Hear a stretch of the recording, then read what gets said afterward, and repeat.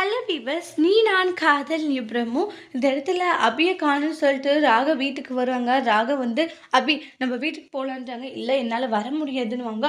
அப்புறம் உள்ள போயிட்டு இங்கே பாரு, நீ வந்து தான் ஆகணும், ஏன் இப்படி பண்ணிட்டு இருக்க, இங்கே உன் அம்மா அப்பாவையும் கஷ்டப்படுத்திட்டு இருக்க, அங்கே நம்மளுடைய வீட்டில் இருக்கிற எல்லாருமே கஷ்டப்படுத்திட்டு இருக்க, நீ வீட்டை விட்டு வந்ததும் என்னவோ பிரச்சனை அப்படின்னு நல்லா நினச்சிட்டு இருக்காங்க.